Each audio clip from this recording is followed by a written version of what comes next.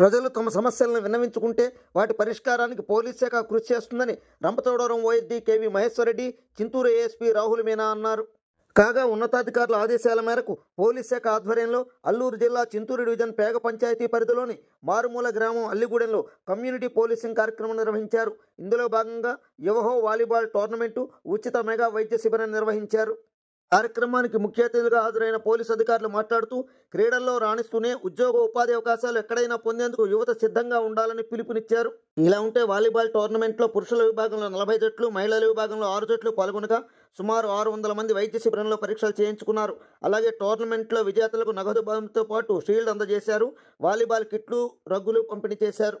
కాగా ఈ మెగా వైద్య శిబిరంలో ప్రభుత్వ వైద్య నిపుణులు శేషిరెడ్డి, శ్రీహర్ష, విశ్వచైతన్య, శశికళ, ప్రైవేటు వైద్య నిపుణులు అజ్మీరా వెంకన్న, ఉషారాణి, బాలనరసింహ, గురుతేజ, కావ్య వైద్య సేవలు అందించారు.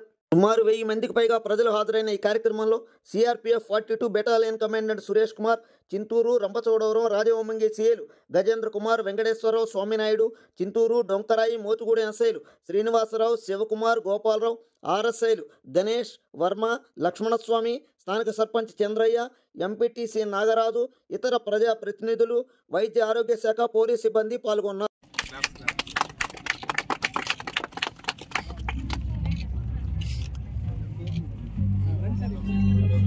ఒకటేంటంటే నేను లాస్ట్ 1 సంవత్సరం 1.5 సంవత్సరం టైంలో ఇక్కడ చూసింది మెయిన్ ఏంటంటే వర్షాకాలం వచ్చిందంటే రోడ్స్ అన్నది ఉండదు మనకి. ఇక్కడ నుంచి మనం బయటికి వెళ్ళాలంటే మొత్తం వాటర్ తోటి కాలువలు, వంకలు ఇవన్నీ వచ్చి ఇబ్బంది అయిపోతుంది. సెకండ్ ఏంటంటే మనకి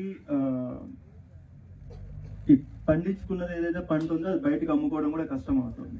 ఓకే, సో ఆ పర్పస్ మీద ఏం చేస్తున్నామంటే ఇప్పుడు మనకి ఇక్కడికి పోలీస్ వారు మీ దగ్గరికి రావడం వల్ల మనకి రోడ్స్ అయితే 2 శాంక్షన్ చేయించాము. మనకి అల్లిగూడెం నుంచి దొంగల జగ్గారం, లంకపల్లి రూట్ ఏదైతే ఉందో అది, తర్వాత ఇక్కడ నుంచి పెగా నుంచి మనకి ఎడుగురాలపల్లి రూట్ ఏదైతే ఉందో ఆ 2 శాంక్షన్ అయిపోయినాయి. మనకేంటంటే 100% అది ఈ వర్షాకాలం లోపల కంప్లీట్ చేయడానికే ట్రై చేస్తాం. 100% పర్మిషన్స్ అన్నీ వచ్చాయి వాటికి. మనకి ఇంకా కాంట్రాక్టర్ టెండర్ అది పిలవాల్సి ఉంటుంది కాబట్టి కొంచెం టైం పడుతుంది, బట్ అది స్టార్ట్ చేసేస్తారు. అది ప్రాబ్లం ఏమి ఉండదు. మనకి వర్షాకాలం ముందే కంప్లీట్ అవ్వాలి. ఓకే, రెండో విషయం ఏం చెప్తారంటే తాగే వాటర్ కూడా మనకి ప్రాబ్లం ఇక్కడ. సో ఆ పర్పస్ మీద ఏం చేస్తున్నామంటే కొన్ని ఊర్లలో ఆర్ఓ ప్లాంట్స్ మనకి వాటర్ ప్యూరిఫై చేసి ఏదైతే ఇస్తుందో పెట్టడానికి ట్రై చేస్తున్నాము. మొదటగా ఏం చేస్తున్నామంటే అల్లిగూడెం విలేజ్ లోనే పోలీస్ వైపు నుంచి ఒక ఆర్ఓ ప్లాంట్ కొత్తది పెడుతున్నాం. సో దాంట్లో ఏంటంటే మీకు ఫ్రీగానే వాటర్ తీసుకోవచ్చు, తాగే వాటర్ ఏదైతే ఉందో. మనం ఎందుకంటే ఎంతసేపు ఈ వాగుల్లో వాటర్ ఇది తాగుతుంటాం కాబట్టి మనకు కొంచెం హెల్త్ కూడా ఇబ్బంది అవుతుంది. మూడోది ఏంటంటే మనకి బస్ కూడా ఈ మంత్ యాక్చువల్గా ఈ రోజే స్టార్ట్ చేయాలి బస్ని. కొంచెం వేరే కారణం వల్ల అది లేట్ అయింది. సో మనకి ఇక్కడ నుంచి మనకి మల్లంపేట దగ్గర నుంచి కానీ అల్లిగూడెం దగ్గర నుంచి కానీ భద్రాచలంకి డైలీ 2 times వస్తుంది. అంటే పొద్దున్న ఒకసారి, సాయంత్రం ఒకసారి ఉంటుంది. ఎందుకంటే మనం పొద్దున్న ఊరు నుంచి వెళ్ళాల్సి ఉంటుంది, మళ్ళీ సాయంత్రం తిరిగి రావాల్సి ఉంటుంది కాబట్టి ఖచ్చితంగా 2 సార్లు వస్తుంది. అది ఒక 10 రోజుల్లో కానీ లేదా నెల లోపల కానీ ఖచ్చితంగా స్టార్ట్ అయిపోతుంది. ఎందుకంటే ఈ రోజే చేయాలి ఈ ప్రోగ్రామ్తో పాటు. అది కొంచెం చిన్న ప్రాబ్లం వల్ల అది లేట్ అయిపోయింది, అది కూడా అవుతుంది. దీంతో పాటు ఏంటంటే ఇంకొకటి చాలా ఊర్లలో మనకి కరెంట్ ప్రాబ్లం అనేది ఒకటి ఉంది. మనకి ఇప్పుడు ఇటు సైడ్ కావచ్చు, కుంగుట్ట కావచ్చు, ఇట్లా పైన ఉన్న నారకొండ, లేదంటే మనకున్న లంకపల్లి, ఇది పవర్ లంక, ఈ విలేజెస్ అన్నిట్లో కూడా ప్రాబ్లం ఉంది మనకి. సో అన్ని విలేజెస్ కి, అన్ని ఊర్లకి ఒకేసారి అయితే కరెంట్ ఇవ్వలేము. సో అందుకని ఏం చేస్తున్నామంటే ఫస్ట్ ఒక 6 విలేజ్ని సెలెక్ట్ చేసుకున్నాం మనం పోలీస్ సైడ్ నుంచి. అండ్ మనకి ఎలక్ట్రిసిటీ డిపార్ట్మెంట్ నుంచి కూడా సపోర్ట్ తీసుకొని, ఎస్పీ సార్ దగ్గర నుంచి, కలెక్టర్ సార్ దగ్గర నుంచి సపోర్ట్ తీసుకొని ఫస్ట్ ఒక 6 విలేజెస్ కి అయితే కొత్తగా కరెంట్ ఇస్తారు. ఓకే, అది ఇచ్చిన తర్వాత సెకండ్ స్టేజ్ లో మిగతా విలేజెస్ కి అనేది ఇవ్వడం జరుగుతుంది.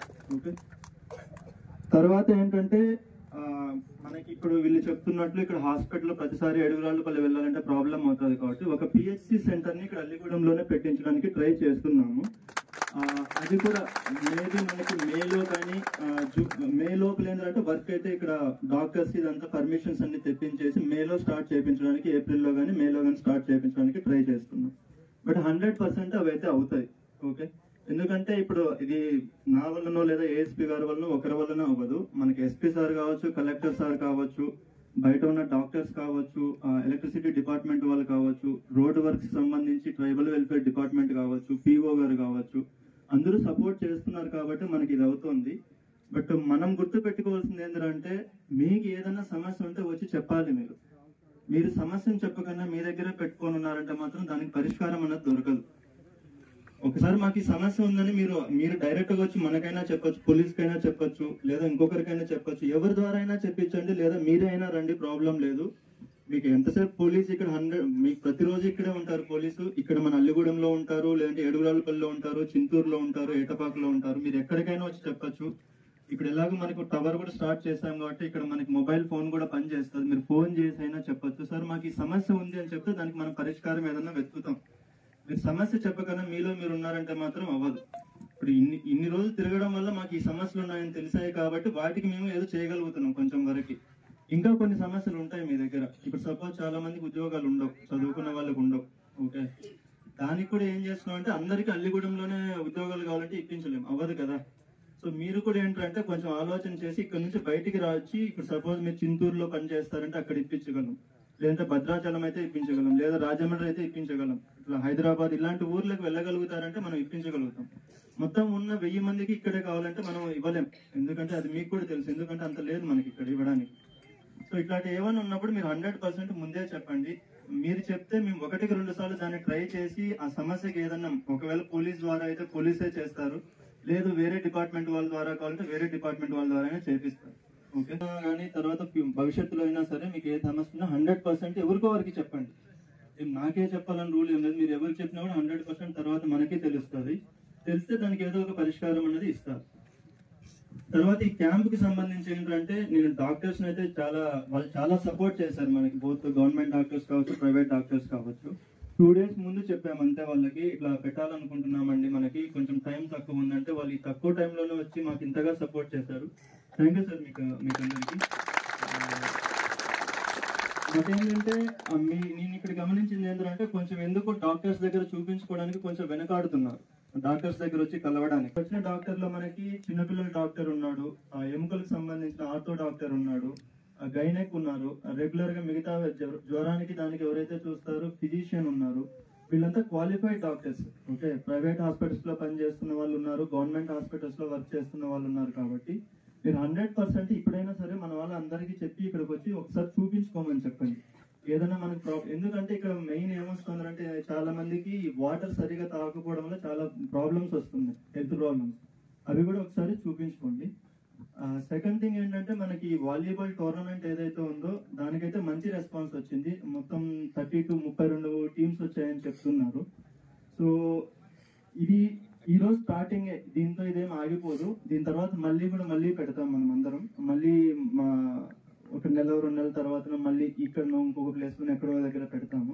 సో మళ్ళీ వచ్చి అందరూ పార్టిసిపేట్ చేయాలి. అండ్ మీ ఊర్లో మీ యూత్ ఎవరైతే ఉంటారో, అంటే ఒక 15 నుంచి 30 years, అంటే 15 సంవత్సరాల నుంచి 30 సంవత్సరాల మధ్య ఎవరైతే ఉంటారో, సో మీరందరూ ఏంటంటే స్పోర్ట్స్ లో ఎక్కువ పార్టిసిపేట్ చేయాలి, బయటకు వచ్చి మీరు జాబ్స్ చేయాలి. అవి 2 గుర్తు పెట్టుకోండి. ఓకే,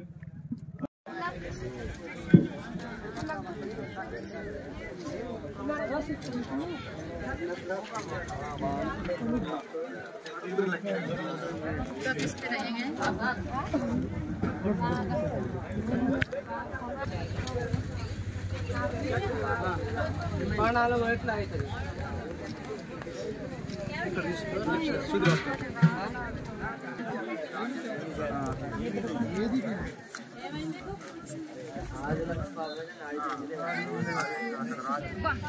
నువ్వు మరీ చెప్తావు కంప్లీట్ సక్సెస్